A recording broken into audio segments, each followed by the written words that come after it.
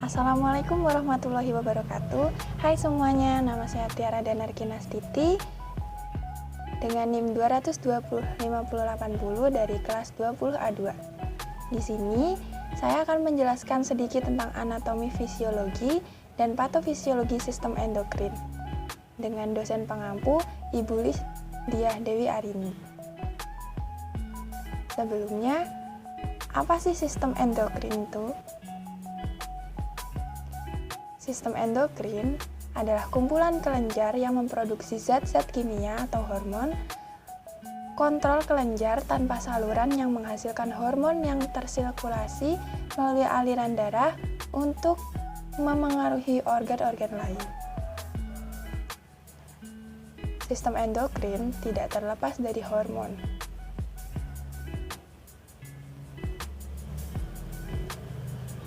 Hormon adalah zat kimia yang disekresikan ke dalam darah oleh satu atau kelompok sel menimbulkan efek fisiologis pada sel tubuh lain atau reseptor. Fungsi dari hormon adalah memberikan sinyal ke sel target yang selanjutnya akan melakukan suatu tindakan atau aktivitas tertentu. Cara kerja hormon yang pertama itu ada parakirin, efek di sel sekitar melalui difusi, autokrin, efek di sel penghasil atau melalui difusi, endokrin, efek dari sel yang jauh melalui sirkulasi sistem peredaran darah. Hormon antagonistik adalah hormon yang menyebabkan efek yang berlawanan. Contohnya, glukagon dan insulin. Saat kadar gula turun, pankreas memproduksi glukagon untuk meningkatkan kadar gula darah. Saat kadar gula darah tinggi, pankreas memproduksi insulin untuk menurunkan kadar gula darah.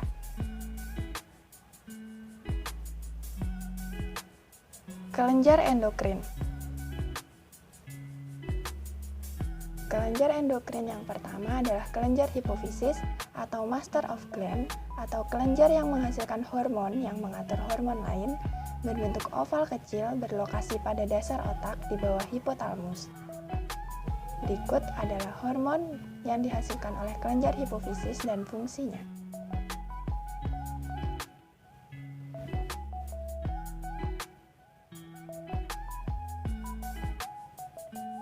Yang kedua adalah kelenjar tiroid atau kelenjar gondok.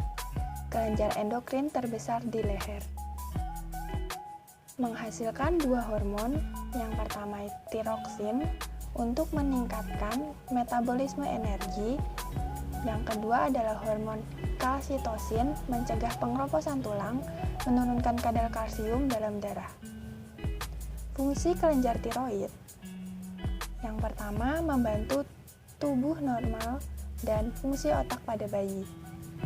Yang kedua, membantu tumbuh normal organ. Yang ketiga, menjamin metabolisme sel, jaringan, dan organ.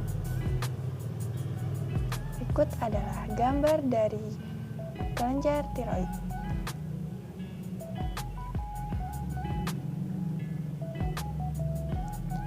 Yang selanjutnya adalah kelenjar paratiroid. Terletak di belakang kelenjar tiroid, berfungsi untuk meningkatkan kadar zat kapur dalam plasma darah dengan cara meningkatkan penyerapan kalsium dari usus, reabsorpsi kalsium dari ginjal. Yang ketiga adalah kelenjar anak ginjal. Terdapat dua bagian. Yang pertama, bagian kortek atau kulit ginjal menghasilkan hormon aldosteron untuk meningkatkan penyerapan kembali ion Na dari ginjal. Yang kedua, hormon kortisol mengatur respon stres, meningkatkan tekanan dan meningkatkan kadar gula darah. Yang ketiga adalah hormon androgen, bahan baku dari testosteron. Yang bagian kedua adalah bagian medula, menghasilkan hormon adrenalin berfungsi meningkatkan enzim yang mengubah gula otot menjadi gula hati dan gula darah. Hormon DHEA, dehydroeplanosteron, dihasilkan oleh kelenjar renal, merupakan hormon steroid, menghasilkan hormon seksual, estrogen, dan hormon testis. Yang selanjutnya adalah kelenjar timus. Kelenjar timus terletak di dalam mediastinum atau rongga di antara paru-paru kanan dan kiri di belakang tulang dada, menghasilkan hormon timus. Fungsi kelenjar timus adalah untuk mengaktifkan pertumbuhan badan, mengurangi aktivitas kelenjar kelamin, sebagai imunitas tubuh. Berikut adalah gambar dari kelenjar timus. Yang berikutnya adalah pankreas. Pankreas dibagi menjadi dua, yaitu sel alfa menghasilkan hormon glukagon untuk mengaktifkan enzim menguraikan glukagon menjadi gula darah. Yang kedua adalah sel beta menghasilkan insulin yang berfungsi untuk mengubah glukosa menjadi glikogen. Berikut adalah fungsi dari sel beta. Berikutnya adalah kelenjar testis. Terletak di bagian intestinal, bagian berisi cairan testis. Dibentuk oleh sel-sel Leydig yang menghasilkan hormon 1, hormon relaksin, mengatur relaksasi otot-otot yang berkaitan dengan sifat kelamin. Yang kedua, hormon testosteron, mengatur pembentukan sperma dan ciri kelamin sekunder pria. Yang selanjutnya adalah kelenjar ovarium. Menghasilkan dua macam hormon. Yang pertama, hormon estrogen atau hormon-hormon folikuler, dihasilkan oleh folikel digraft, folikel matang. Yang kedua, hormon progesteron, hormon paling penting wanita, corpus luteum, jaringan kuning di dalam ovarium. Hormon ini membantu uterus menyediakan keadaan yang sesuai untuk mengandung. Peran progesteron, yang pertama, mengatur siklus menstruasi, yang kedua, mengatur perkembangan ovum dan ciri kelamin sekunder wanita. Sifat-sifat hormon. Yang pertama, hormon setempat dan hormon umum. Hormon setempat meliputi sekretin, dinding duodenum ke pankreas. Yang kedua, kolektiskinin, usus halus, kandung empedu dan pankreas. Hormon umum diangkut dalam darah menuju seluruh tubuh dan menimbulkan berbagai reaksi. Sebagian besar disekresikan oleh kelenjar endokrin darah ke seluruh tubuh. Yang selanjutnya adalah pembagian hormon. Hormon dibagi menjadi menurut biokimia. Yang pertama, steroid, mirip kolesterol. Sebagian besar adalah kolesterol. Yang kedua, amin, defirat asam amino tirosin.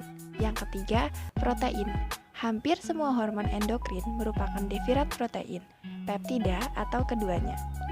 Menurut kelarutannya, yang pertama, larut dalam air, peptida, protein, dan katekolamin. Yang kedua, larut dalam lemak, steroid dan tiroid. Sintesa penyimpanan dan sekresi hormon adalah sebagai berikut.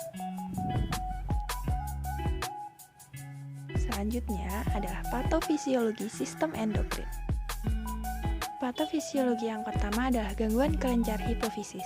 Kelenjar hipofisis menghasilkan hormon hipofisis. Yang pertama adalah adenohipofisis, yang kedua adalah neurohipofisis. Gangguan kelenjar hipofisis contohnya adalah gigantisme, akromegali, dan hipotuitarisme. Kelenjar adrenal. Hormon yang dihasilkan adalah mineral lokartoid, yaitu aldosteron. Efek aldosteron meningkatkan jumlah Na, menurunkan jumlah K dalam cairan ekstrakurikuler selama proses pembentukan urin. efek berlebihan akan menyebabkan hipokalemia, kelemahan otot. Yang kedua, glukokortikoid, yaitu kortisol. Peran kortisol yaitu untuk mengontrol metabolisme KH, protein, dan lemak, membantu menolak efek destruktif dan stres mental dan fisik. Kelebihan kortisol akan menyebabkan sindrom Cushing. Yang ketiga, hormon seks adrenal, androgen dan estrogen, yang identik dengan dihasilkan gonad. Androgen dan estrogen, adrenal menimbulkan efek maskulinitas dan femininitas, pseudomorfisme, pubertas precox pada anak laki-laki prapubertas. Yang keempat, penyakit Addison atau hipoadrenalisme. Penyakit Addison, kulit sering menjadi lebih gelap, pigmentasi yang berlebihan biasanya terdapat dalam bentuk bercak-bercak. Yang selanjutnya adalah gangguan kelenjar tiroid. Yang pertama adalah hipotiroidisme. Autoimunitas terhadap kelenjar tiroid yang justru menyebabkan tiroiditis. Dampak dari hipotiroidisme adalah goiter tiroid yang menyebabkan miskasdema pada orang dewasa atau peningkatan cairan intestinal tubuh, dan kreatinisme. Hipotiroidisme yang ekstrim selama kehidupan bayi dan masa kanak-kanak ditandai tubuh cebol. Yang kedua, hipotiroidisme. Hipertiroidisme, kondisi di mana kelenjar tiroid yang terlalu aktif menghasilkan hormon tiroid yang berlebihan. Adenoma tiroid, tumor yang tumbuh di dalam jaringan tiroid dan mensekresikan banyak sekali hormon tiroid. Yang selanjutnya adalah gangguan kelenjar pankreas. Hiperglikemia yang menyebabkan diabetes mellitus atau gangguan hormon insulin, seseorang tidak mampu memproduksi insulin dengan baik. Yang kedua, glikosuria, adanya gula dalam darah menyebabkan poluri, polidipsi, polifografi. Yang ketiga, hiperglikemia atau gula darah tinggi menyebabkan infeksi ulkus atau luka menjadi tidak sembuh-sembuh. Selanjutnya adalah gangguan kelenjar reproduksi. Pada wanita, terjadi gangguan menstruasi seperti amenor primer, tidak terjadinya menstruasi sampai usia 17 tahun. Yang kedua, amenor sekunder, tidak terjadi menstruasi selama 3 bulan.